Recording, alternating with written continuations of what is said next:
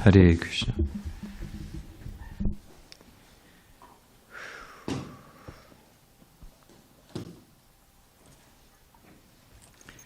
While the rest of San Diego sleeps, at least there's a pocket, an oasis of awareness. The Vaishnavas have gathered to hear the sacred Bhagavatam. My neighbor, one of my neighbors at my apartment, Diamond Apartments, which is a real misnomer. It's a Diamond in the Rough Apartments is the real appropriate name for the place. But I'm going to bed, and he's just going out on the town. And I'm coming over here to Chanjapa early in the morning, and the bars are just closing. He's just coming home. This morning he was so intoxicated he dropped his keys, and he was cursing and swearing because he couldn't find his keys and get them in the door. I just happened to be walking out, so I helped him find his keys and get inside it, He said, I'm going to bed, you're getting up. You're getting up, you're going to bed, I'm getting up. He said, you're just the opposite of me. And I was thinking in practically every way imaginable. The devotees are a mystery. It says in the Bhagavatam, the devotees are a mystery to the conditioned souls. They're a mystery to us. How do they go on? It's tough. We're a mystery to them, and they're a mystery to us. Prabhupada said one time, a man said, you're all dreaming. You're all dreaming. They say like that. It's all that there's a soul, and that consciousness is different than brain function, and the world is moving on by design, which implies designer. Nah, it's all magical thinking, that there's a spirit. Why does the hand, okay, let's do it this way. Why does the shadow of the hand have 5 fingers? Don't overthink it. Because the original object has 5 fingers. This world is temporary, it's flickering, but there's form, there's shape, there's relationships. They're fleeting under the influence of time, but they're there. So this is a shadow reflection of the spiritual dimension. There's a kingdom of God where there's form, shape, pastime. It's completely logical. Nah, it's all magical thinking. So this man was saying to Prabhupada, you're dreaming, you're all dreaming. Prabhupada said, all right, sir, let's accept that premise for a moment. If there is no absolute reality, if it's all just, whatever you've got going on in your head, any way you see the world, that's just the way it is. It's all dreams. And then when you're dead, you're fertilizer. Okay, fine. Well, we're having a peaceful dream. If there's no absolute reality, if there's no measure, it's whatever you're dreaming. Well, we're having a great dream. We're chanting Hare Krishna, we're thinking we're spirit soul, we're seeing Krishna, we're it's a great dream. You're taking prasadam, good friends, back home, back to Godhead. It's a great dream. So, and their dream is full of anxieties, and everything's flickering, and everything's under the influence of time. Here today, gone tomorrow. Got to get more, envy, greed, anger. It's just a brewing stew of angst. So, if there's no reality, and you might as well have a dream, we got a great dream. So Prabhupada said to the men, he said, even if we're wrong in thinking there's an absolute reality, we're still right. We got the best, if it's all dreams, we got the best of dreams. And then Prabhupada said, but if we're right and you're wrong, you're really wrong, sir. Because, buy now, pay later. They're going to, all the things they incur. Anyway, so they're all sleeping and we're awake having a nice dream, which is the truth, actually. One last thing, and then we'll start. But who are you going to listen to? Ultimately, everybody's We put our faith somewhere. Everyone has faith. It's a question of what you have faith. To get out of bed in the morning, we have faith that the law of gravity is going to work. So far, so good, you know. Put your feet up and you stand, you know. So everyone has faith in something. I've got faith in my intelligence. I've got faith in my strength. I've got faith in Trump. I mean, everybody's got faith in something. It's just where you repose your faith. So, anyway, we'll save that for later. Sorry, I got started a little bit early. Okay, Ram. Jaya Radha Madhava Kunja Bihari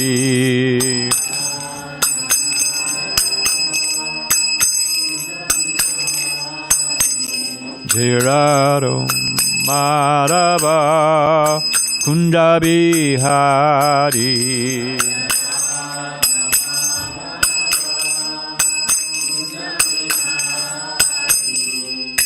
Gopijana Balaba Girivanadari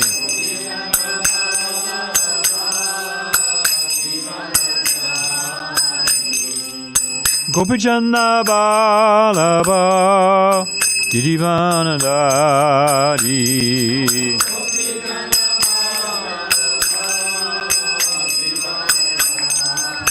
Jasoranandana Brajajanaranjana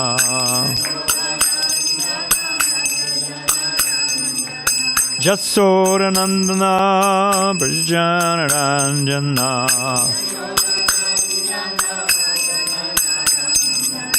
Jamunitiravanatari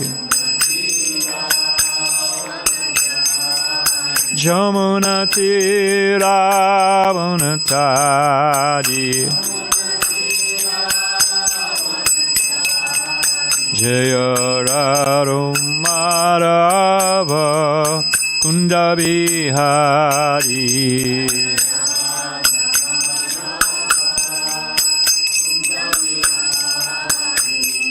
Gopijana Balaba Girivanadari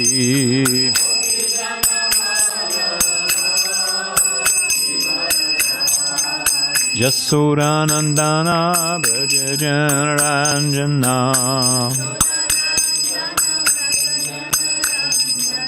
Jamunatiravanatari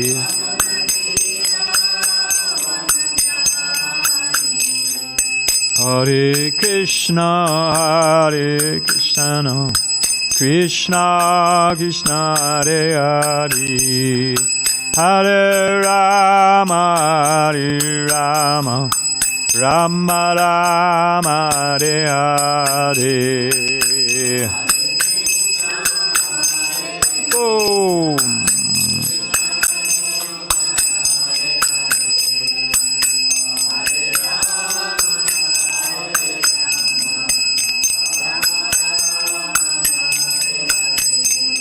Hare Krishna,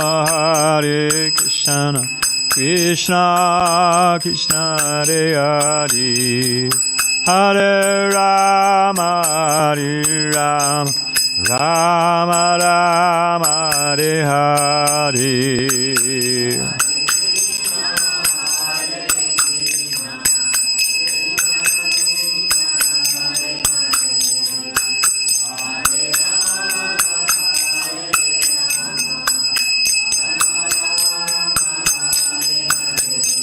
Hare Krishna,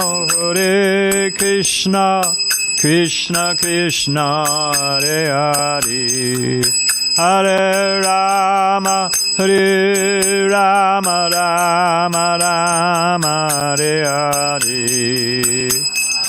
Oh.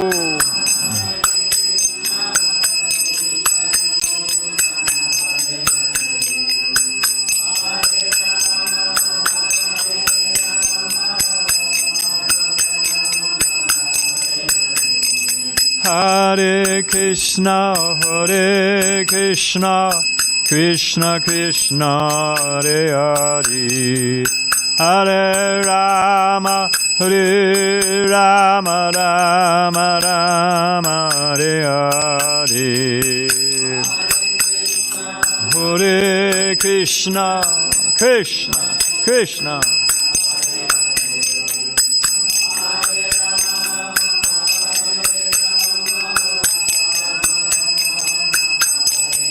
Jaya Radha Madhava Kunda Bihari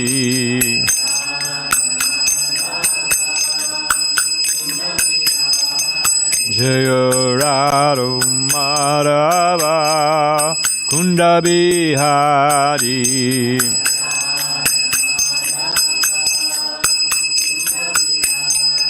Jaya Radha Madhava Kunja Bihari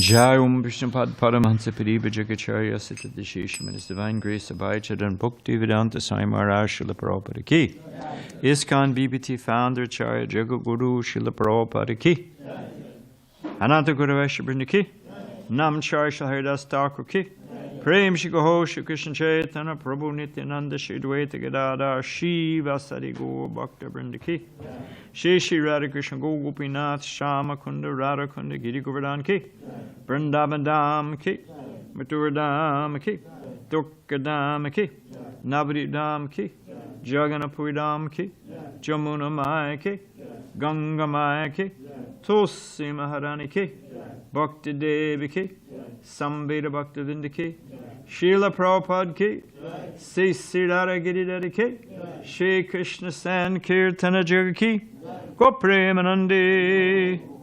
All glories to the Son of devotees. All glories to the Son of devotees. All glories to the Son of devotees. All glories to the divine lotus feet of Sri Sri Guru and Gauranga. Well, that would explain it. Om Namo Bhagavate Vasudevaya.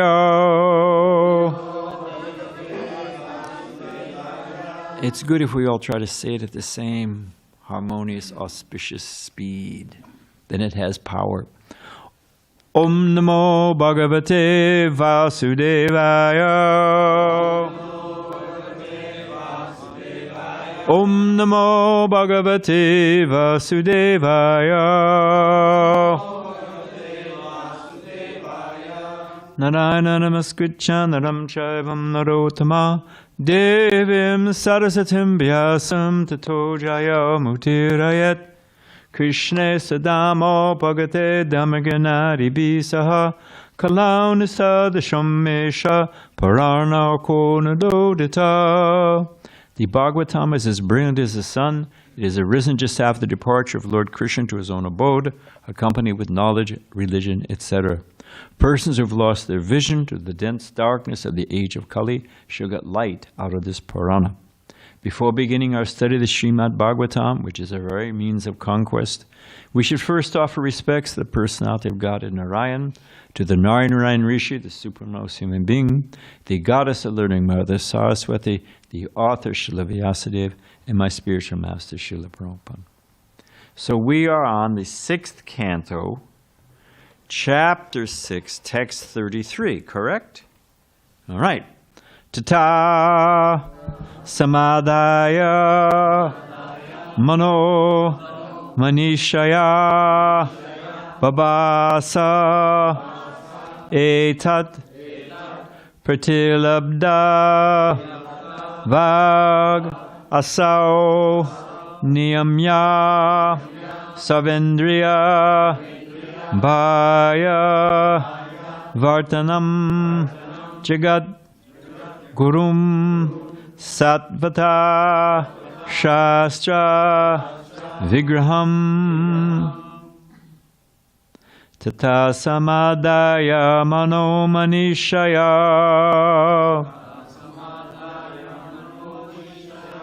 babasa etad pratilabda vagasao Niyamya Savendriya Bhayavartanam Jagat Gurum Satvata Shasta Vigraham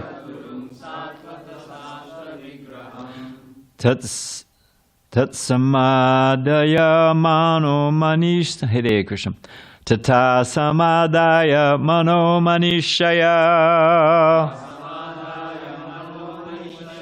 Baba Sa Etat Pratilabdha Vagasao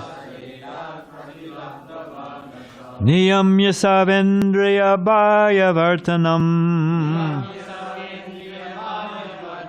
Jagat Gurum Satvata Shasta Vigraham Tata Samadaya Mano Manishaya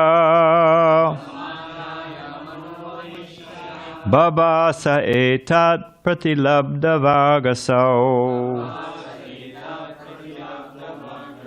Niyamya Savendriya Bhayavartanam Jagat Gurum Satvata Shasta Vigraham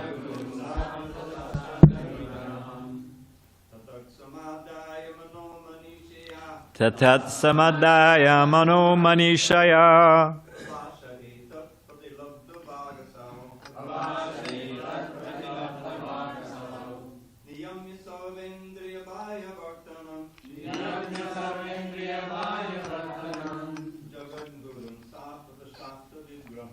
Jagat Gurum Satvata Shasta Vigraham Tata Samadaya Mano Manishaya Bhava Sa Etat Pratilabdha Vagasao Niyamya Savendriya Bhayavartanam Satvata Shasta Vigraham Tata Samadaya Mano Manishaya Bhava Sa Etat Pratilabdha Vagasao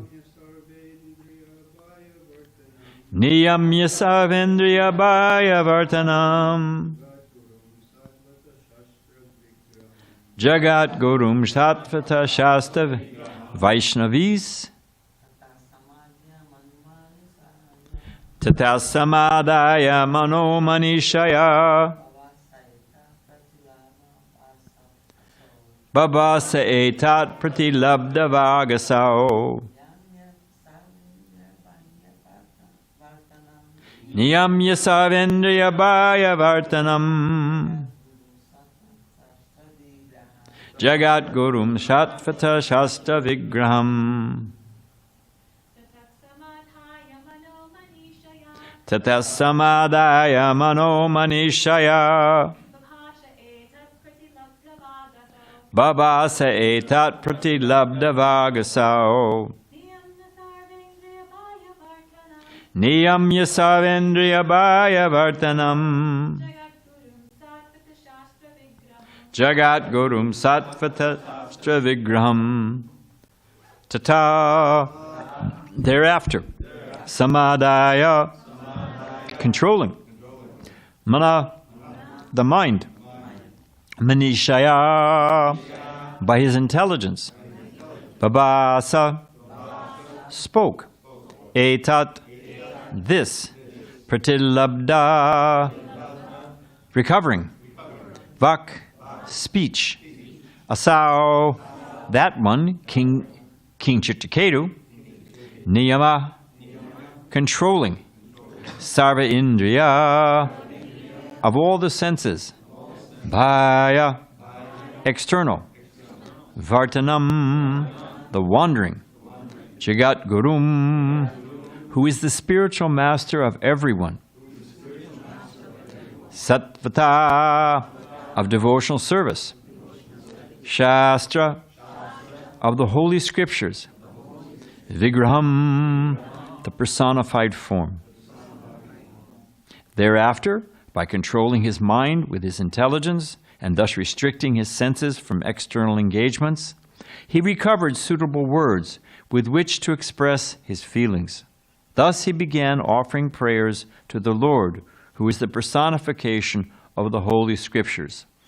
The Sattvata Samhitas, like Brahma Samhita and Narada Pancharatra, and who is the spiritual master of all. He offered his prayers as follows. Of course, that's Maharishi Ketu after recovering from his moment of ecstasy. This is Prabhupada's purport. One cannot offer prayers to the Lord with mundane words. One must become spiritually advanced by controlling the mind and senses. Then he can find suitable words to offer in prayers to the Lord. Quoting the following verse from the Padma Purana, Srila Sanatana Goswami forbids us to sing any song not sung by authorized devotees. Avaishnava mukadanduginam putam hari katamritam shravanam naiva kartavyam sopochistam yatapaya. The words or songs of a person not fixed in Vaishnava behavior, not strictly following the rules and regulations and chanting Hare Krishna mantra, should not be accepted by pure devotees. The word Sattvata Shastra Vigraham indicates that the Satchidananda body of the Lord can never be accepted to be made of Maya. Devotees do not offer prayers to the Lord in an imaginary form. The existence of the Lord's form is supported by all Vedic literature. Om Ganatamarandasya Gyanagana Salakaya Jakshushimalatanggena Tazaneshi Gurave Namaha. I wanted to mention just a little bit, because yesterday we were, the sequence here is Maharishi Ketu. It's a long story, which leads to another story, which leads into another story, and thus the Bhagavatam unfolds. But it's he couldn't speak because he was stunned in ecstasy. Now he's taken a deep breath and back to external consciousness and speaking. I was in LA one time, and this is 1970, summer of 1970, and Prabhupada was speaking Bhagavatam. And he came and he sat down and he was chanting Jai Radha Madhava. It's a long story, but the short version is he was teaching us Sri Upanishad, the mantras from the Sri Upanishad, instead of for the morning class. And we were used to, there was sort of a routine. Prabhupada would come from his morning walk, he'd offer respects in the old LA temple, the old temple room, our current temple, but the temple room used to be where the museum is. And Prabhupada would offer his obeisances, full dandavats, take some charnamrita, sit down, and then as we were offering our respects and gathering ourselves together, he would be sitting, he would have already settled in the Vyasasana, and he'd start rolling out with the Prabhupada's oceanic voice of the ages, Om Purnamada Purnamidam, and then we would join in. This particular day, no Om Purnamada Purnamidam. And we looked, and Prabhupada was sitting super straight and looking right at the deities. There was only the small Utsav deities in those days in LA. And we looked, and Prabhupada's cheeks were wet with tears. And he was just, it was like if you'd gotten your hand between that X-ray laser, if Prabhupada's meditating, and they probably would, who knows, it burnt your hand. I'm just joking, but it was that intense. And then we watched Prabhupada. He just took a breath, and he just suppressed it all. And then he came out with the chanting. And you could tell that it was a botheration. That ecstasy was getting in the way of his service to Krishna. And to his duty to his spiritual master and to Krishna was to train his disciples, and they had all assembled there. And what is this ecstasy getting in the way of that, So it rests, and for other, I heard Krishna's flute, and you hear all this stuff all the time, and probably the ice cream truck going by, or Who knows what they actually heard, you know? But people imagine all kinds of things. But the point was this. And somebody mentioned, you know, and understandably so, you know, sometimes we got to ask Krishna to tone down the bliss. But the thing is, there's a fundamental understanding, which and we're going to talk about that more tonight for the Sunday talk. But people are always looking for, you know, what is it, the Da Vinci Code or the secret keys that open the door, you know, that everything will change and I'll see the, you know. And on one hand, there is a key. There's several keys, and we'll talk about them tonight. But one of those keys is understanding that I am not, because we're always pursuing enjoyment. We want to be at the center, and we want to enjoy. And it's often innocent enough. Well, I'm going to move a little, I'm a little uncomfortable here. Oh, now, okay, I feel much better. Now I'm enjoying, you know, or whatever. Prabhupada said you have an itch and you scratch it, and you think, well, that's happiness.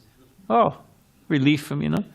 But we're always seeking what will make me happy. Just get the right weather. It's all based on conditions. I mean, a priori, if, as Krishna says, and everyone says, this world is constantly mutable. Buddhists say you can't bathe in the same river twice. It's always changing. You know, nothing is certain but change. So if our happiness, the law of entropy, everything's colliding into each other and wearing out by the law of friction. Everything's changing. And if my happiness is based on just getting the right conditions, right weather, right people, enough money, good health, you know, I got to juggle, well, if that's my constant pursuit to be at the center and am I happy, and I want sustained happiness, and I'm in a world that's constantly mutable, does that add up? Huh? A lot of it. And usually when I was a kid, they used to say, you're cruising for a bruising, you know? There's no question. It's just, you know. So the change, the key, the switch is to understand, well, hang on a minute. It's not my being happy by juggling the right conditions. That is not the source of my happiness. What is the source of my happiness? Well, then in the whole thing, spiritual suicide, to end all identity, to like, you know, a bubble coming up from the ocean and to merge into the, you know, they say it in so many romantic ways. The ocean, it's all one. It splashes against a rock. The drop is sailing through. It's independent for a moment, and it splashes back into the ocean, and it's all one. Sounds romantic. I mean, we could get into that whole thing. What causes the individual? Because there's some other things I want to say. But the point is, no. Not negation. Not attachment, not hankering, not renouncing. Prabhupada says, if you walk into the Bank of America and say, it's all mine, are they going to hand over your, oh, okay, we didn't realize that. Here, take my cash drawer, you know? And then if we say, no, I renounce it. To the bank, thank you for giving us our money back, you know? It wasn't yours to have, it wasn't yours to give back. What is that all? It's just a figment of our imagination. So, then what is that change? That change is, anyone want to hazard a guess other than Dravida? What is that fundamental switch that changes the whole thing? I want to enjoy. That's the essential premise. Aham bhogi from Bhagavad Gita. I'm the enjoyer. What is that switch? One would hope. Bhakti Joseph. I'm not this body. Okay, you're not the body, but that's a residual of understanding that. You're on the right course. Anyone else want to guess? Higher taste. Higher taste. Okay, we're getting there. I'm the servant. I'm a servant. I'm not this, you know, wait. I'm not the center of everything. And not like a giant Pac-Man, I'm devouring all sense objects and everything. No. I am the humble, what is it, Chaitanya Mahaprabhu said, das anudas 1,000 times over. I'm just the servant of Krishna. Prabhupada tells a story, and I imagine it's from the Panchatantra, but I don't know for sure. That once all the senses gathered together, they called a meeting, protest meeting, that this Mr. Stomach is just sitting there. And we're all walking and grabbing and tasting and chewing and, you know, we're all working hard and we give everything to the stomach. Why should he be the enjoyer? I'm going to be the enjoyer. So the hand says, all right, tough luck for you, mouth. I'm not giving it up. I'm just going to keep the apple right here. Now the mouth says, hey, if I get it, I'm chewing it. I'm not swallowing it. I'm keeping it. So for all the senses determined they would not feed the stomach. Why should they give to the stomach? So the way Prabhupada tells the story, after a short time, the strike committee held an emergency meeting, the senses. Anyone know what was happening? Because they weren't feeding the stomach. What was the agenda item on the emergency meeting of the strike committee? Yes, Dravida Prabhu. They were all getting weak. They concluded, hey, we got to feed the stomach. Feed the stomach, we all, you know. So the fact of the matter is that everything is meant for Krishna's enjoyment. And we're way off track, but it's okay. Suppose, I mean, it's embarrassing even to say. Suppose greeting the deities. Curtains are closed early in the morning, every morning. The pujaris have been busy in the back. And, you know, on the altar, you see them going in, going out, so many things. And you open up the curtains, and there was Badrinarayan Swami dressed in one of Krishna's outfits. Would you all be enjoying? I mean, I might think like Elvis, you know, I've got some fancy outfit on, you know. Everyone would say, what? Get that, arrest that man, you know. But when Krishna's at the center, I mean, money, he's our gardener. Look at the beautiful flowers. I'm out there picking them. Leela Shakti's taking them and decorating them. Girit Hari Priya, I bet you right now, Girit Hari Priya, he's at work, you know, or maybe he's not, but maybe he's at his home in Santa Barbara. But I guarantee you, right now in his mind, he's thinking about an outfit. What's the next outfit for the deities? What's the pattern? What's the color? What's it going to look like? He's working hard to save the money. 100% guaranteed. So everyone's thinking about how to dress Krishna, how to decorate Krishna. Devotees are over at Trader Joe's picking up their, you know, they've got extra produce. Think, no, that'd been, you know, Mukunda was over here. How many pounds of cherries did we get? I don't know.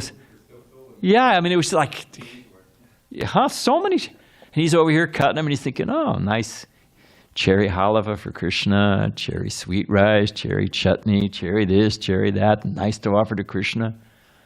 So the point is that he's not thinking, hey, cherries. I always liked cherries when I was a kid. He doesn't duck down the alley and stuff his face with them. But everybody's thinking how to please Krishna. And if I was standing on that altar, I mean, I wouldn't ever, but, you know, just for a moment, some foolish person, thinking, I look pretty cool, you know. So one person out of however many people in this room, one person is saying, I look great. Everyone else is, you know, there's a hue and some people think, well, why not me then? I'll try it tomorrow, you know. Or they're, you know. So the point is, one person's satisfied, but everybody else is dissatisfied, or envious, or, you know, feeling, you know, low self-esteem, fear of missing out. You know, everybody's having a great time and they didn't invite me. But when Krishna's at the center, The devotee who cleaned the temple, the devotee that picked the flowers, the devotee that watered the flowers, the pujari that dressed them, everyone. The devotees are when the curtains open, beautiful Krishna. What is it in the Bhagavatam? It says Krishna's a feast for the eyes. One of Krishna's names is Vanamali. He likes to be decorated with forest flowers. Everybody's happy. So it's that change, and the first temple in Berlin was a bombed out building. 1967? 69? I think he went earlier, but it doesn't matter. Late 60s. What was his name? I forgot that devotee's name. He used to be here with an S. Shivananda. His name was Shivananda. His wife was Madan Mohan Mohini. Devi Dasi. Everyone called her M cubed D squared. She was a nice lady, actually. So, but it was a bombed out building, literally, because Berlin was blown to the ground. It was cheap. Rent was cheap, Rented it in the summertime. I don't know what he did in winter, probably moved by the winter. But it was just at the back of so there's plenty of room for a crowd. So, as we've mentioned before, the temple in Montreal was a bowling alley. So anyway, I want to get into something else. But the point we were trying to make is that ecstasy, it comes when the sun rises, heat and light follow automatically. If I try without the sun rising, I got my little flashlight. It's pretty powerful, actually, for this 3 AA batteries in it. I'm out there looking for flowers, But does it illuminate the sky? Am I going to, I can get they have those outdoor space heaters. How warm can I make the place? So if I'm trying to, independent of the rising of the sun, trying to make the world full of light and heat, how's that going to work out for me? I can barely keep myself warm and lit. But as soon as the sun rises, automatically everything's clear and everything's warm. So as soon as Krishna's at the center, then everything becomes clear, everyone becomes happy, everyone becomes satisfied. And happiness, contentment, what makes a family? In the United States, anyway, I'm going to keep going. One of the basic premises of the American democratic justice system around the world, we hold these truths to be self-evident that all men, of course right there they're wrong because they left out women, but that all people, and what about cows? That's another story, prajas, but let's just work with people. We hold these truths to be self-evident that all people are created equal. All right? Basic premise of democracy. Right? Anybody in this room equal? We're all different sizes and shapes and colors and inclinations. In fact, if you say to somebody, hey, you're a carbon copy, we get offended. Now I'm an individual. Don't treat me like a number. The very sense of individuality, of uniqueness, creates our selfhood. And yet we say that the very basic principle of American jurisprudence, wherever you want to start, we hold these truths to be that everyone is equal. How is everyone equal? I just made a case that we're not, but there's an overriding principle that we're all equal. What makes a family equal? What makes a family? You have a common parent, and you get a family. So we're all part and parcel of Krishna. We're all servants of Krishna. Immediately you've got brotherhood. Immediately. Forget the United Nations. Prabhupada points out all they do is put up new flags. What was it? The latest one was it South Sudan and Sudan and South Sudan. But South Sudan is now split and they're going at each other hammer and tong. Happens everywhere. So all they do is put up more flags. I mean, it's a good principle. I'm not arguing the principle, but I'm just saying it doesn't have the through line that binds the thing together. So our simple point is that the very nature of the living entity is desire for happiness. It's there. It's the to live and breathe. We're not discounting that, but it's a question of what will make us happy. And the flash of lightning that everything switches is realizing that really what makes us happy is not trying to put myself at the middle and satisfy all of my desires, but trying to please Krishna, the Supreme Personality of Godhead, the ultimate Purusha. Prabhupada said Krishna is the ultimate Purusha and everyone else is Prakriti. So that's what actually makes people happy. So ecstasy, oh, I'm feeling ecstasy. No. We want to please Krishna. And automatically. So that's one side of it. The other side of it is it gives you an example. Anyone ever bite into I don't know what it is, and you just go into ecstasy? Can you, I mean, what they call ecstasy, I don't want to even describe, but it's, a flash in the pan for a few moments, and they usually regret it in the morning. And they're calling that ecstasy. It's not ecstasy. It's paltry and petty and flickering. So here we have an example. We should remember the richness that's contained. The process of devotional service is Sambandha, Abhideya, and other than Dravida and Balaram, and who said it? Prayojana.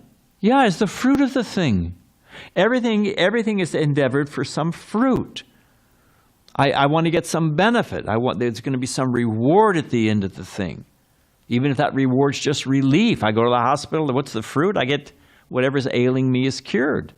I walk out and do the same stupid thing again. That's another story. But we should always remember what is the fruit of devotional service. Because to become a pure devotee, on one hand, it's not easy. On one hand, Mahaprabhu was, in this one lifetime, he's made it as simple as possible. Prabhupada said, you chant 16 rounds, follow the regular principles, you see Krishna face to face in this life. And when questioned by Jayadvaita Maharaj, Prabhupada said, in this life, why not? So we should remember the potency that to be stunned in ecstasy, to be so much, people become, what is it, Prabhupada, compact in thought? Prabhupada said he had a friend who was a writer. And the man was writing on a busy street. He was writing, as to write a letter or something. And he was writing something in the front room of his house. It was on a busy street in Allahabad. And there was a big car accident right out in front. Probably the only thing anyway. And police asked him, what happened? Didn't see a thing. He was completely compact in his thought. He didn't even, and probably uses this as an example that, to be completely absorbed. Whatever is happening, we've got to be practical, our health, but to be completely compact in thought of Krishna and in that ecstasy, that's the purpose of human life. We're not meant to just drag on. What do they say? Die young and leave a good corpse, Because old age, as they used to say, old age ain't for sissies. Getting old and bedraggled, or, it's just... Okay, so what I really wanted to say in the 5 minutes left, what to do. Well, I'll just do this first half. I'll go through as soon as possible, don't worry. In today's verse, it talks about what happened is he controlled his mind with the intelligence. This what do they call it? A time delay, a fail-safe mechanism. They like on a radio show. I think by law they have a certain few seconds. Is it 10 seconds? Because the person on the radio may come out with something offensive or stupid, and so There's a time delay, momentary time delay, between stimulus and response. So in the same fashion, the mind, the senses are, all the sense stimulation is flowing in. The mind's putting it all in packages with that basic premise, you could enjoy in this way, you could enjoy in this way, you could enjoy in this way, And even my mother taught me this, If you feel you're losing your temper, count to 10. So one of the purposes of the intelligence, we can easily understand that we're not this body. It's not that complicated. I saw Prabhupada speaking to, there was a group of kids. I forget, where was that? It was some boys' school, and Prabhupada was invited to speak. And you think Prabhupada was great at any audience. So you got a bunch of kids, and I think they were probably 10 to 12, something like that. And kids, and they're all over the place, right? Making noise and cleaning. So Prabhupada, the teacher assembled them. And Prabhupada said, touch your nose. Like Simon said, they would touch their nose. Oh, Prabhupada asked, who's the smartest boy in the class? I asked that so then they're all immediately attentive. Who's the smartest boy in the class? It was a boys' school, boys' Catholic school. Who's the smartest boy in the class? So they all, tittered and this and that, and one kid came forward. Okay. Prabhupada said, all right. Touch your toe. Touch your nose. Touch his nose. Touch your ear. Touch your ear. Touch your leg. Touch your leg. Then Prabhupada said, touch yourself. And the guy paused. Because what do you touch? My body, you're conscious of the body. Prabhupada calls it the city of 9 gates, and we're dwelling within it. And you're the witness of what's going on. So that's not very complicated to understand on one hand. Anybody who's ever...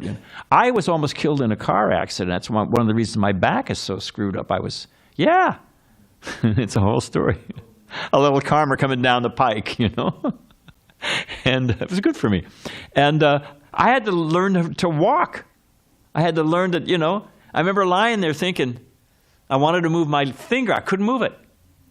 And they teach you how to do all that. There's different things you do, And eventually, okay, we're making progress. Then, move your wrist. It took it wasn't that long. It took a couple of weeks, actually, by Krishna's grace, So, but, what to speak if you're a medical student. Talk to Kulin, our temple doctor, Kulin Tantot, It's just pulleys, and it's a wonderful thing. I'm not criticizing. You go home and make one. Try it with your, But it's pulleys and wheels and bags and levers. It's gravity fed.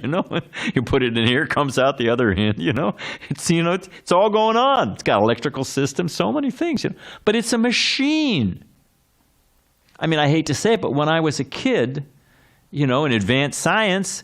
We got a bullfrog, you hook the thing up to, is it a D battery? What are those big chunky things? Anyway, it was a large battery. And I swear to you, you hook the thing up, the battery, and you could make the frog jump. Then he would jump. Because you were stimulating the muscle system by electrical current. The thing would jump. It's pretty grotesque, but the point is, it's just systems and pulleys and wheels, and it's not that complicated to really understand. Okay, I'm not this body. Oh, got it. Okay, fine. But to understand that we're not the mind, and to have that time delay of the intelligence studying the mind, and the intelligence watching the mind work. I was thinking Krishna said, and Krishna lays it out. Good morning, Mataji. Krishna lays it out in so many places. In Bhagavad Gita, from contemplation of the senses, what happens? Attachment develops. Okay. From attachment, what happens? Lust. Okay. Frustration of lust, what happens? Anger. When we become angry, what happens? Bewilder of memory. And one falls into the material whirlpool. People, passion, killing, so many things happen, People say things they deeply regret. But the point is, Krishna is showing, hey, watch. Look, stand above, look down at the mind, watch what's happening. Oh, you're attached, therefore you've got lust. When your lust is frustrated, you get angry. And where does that chain end? So hang on a minute. Don't get on the bus. Krishna is showing how the mind is working. Where is it in the Bhagavatam, Dravida Prabhu, that it's the sitting place of the Rudra? And it's describing the different expansions of Rudra, Lord Shiva in the form of anger. And the sitting places are in the breath, in the fist, in the eyes. You can feel it coming. You know, the breathing heats up, the eyes get red. And you can see it coming. And there's so many places in the Bhagavatam that Krishna is describing. Hey, step back. Watch what's happening. Because here's where it's going to end. So just as we want to see that we're not the body, we also, well, I'm not the body, fine. But I'm definitely this anger. I'm definitely this ego. You offended me. You offended me. No. Said some words about it, So and I guess we'll end here because we're way over time. Well, not way over time, but we should end. In dealing with devotees, because I guess we'll save it for next Sunday, what I actually wanted to talk about was offenses to devotees, different types of offenses to the devotees, how they breed. This, I guess, what do you call this? What do you call that? This is when you get an advertisement for the future. A movie's coming out, a trailer. This is a trailer. This is a trailer for next Sunday. We'll talk about offenses to the devotees, what causes them, the breeding grounds, the results of them, the different types of offenses. And then I won't leave you there, how we can deal with them, how we can cure them, how to address them, and if inevitably we commit some offense, it's going to happen, it's the nature of this world, then how to remedy it. So that'll be for next. But I wanted to say this, just as we're talking about this, and we'll end here after this idea of detachment and observation and that time delay. The Vishnujan Maharaj, one of the great heroes of our society, who's passed away, he was in Los Angeles, the LA temple, and when I was a bhakta. And we had about, I don't know, maybe there were 35 devotees living in the temple. Practically no congregation. You were in or you were out. So those of us, Prabhupada calls them the inmates, those of us who were inside the temple. We would cook breakfast, and there'd be about 4 of us lined up on a long counter. The LA, where the gift shop now used to be the kitchen. And we all had a quota of chapatis that we had to cook, because we'd roll the chapatis, and then they would cook them. And then if you finish your chapatis, you could go take breakfast, right? We were all young men. Prabhupada said young men means hungry. So, we wanted to wrap up the job, right? So there were 4 or 5 of us, and we all had we had a little workspace. We're all on the same counter. So you had your you got your ball of dough, you got your flour, you're doing your thing. So this one devotee I was next to, he was wound tight, and he was a little hard to get along with, and he was very space conscious. And you throw down some flour to put your chapati bowl and roll it, right? So some of my flour went over into his space. It wasn't even a line, but you all got your conscious of, you got your little workspace if you're all there on a big long counter. So a little of my flour went on the other side. And he was so agitated, I was almost done with my stack of chapatis. I could go take breakfast. And he reached over and crumpled them all into a ball. I was like, oh, man, that hurt, I thought, oh, jeez, what's up with this, It really was a setback, So, I guess I'll say it in another way. I'll tie it together in a minute. But in the Upadeshamrita by Rupa Goswami, it describes that we should never see a devotee based on their body or the conditioning. Well, here's he's French and I'm German and we don't get along, Talk about United Nations. I counted the other day. There were 8 different nations in the temple room. Yeah, we had El Salvador, which is Malbard. I'm not going to take up your time with it, but, we had Argentina, We had India. We had Philippines. We had USA. We had, Mexico. We had a whole set. Somebody from Germany had a whole montage. Oh, we had Cambodia because Damodar Kumar was here.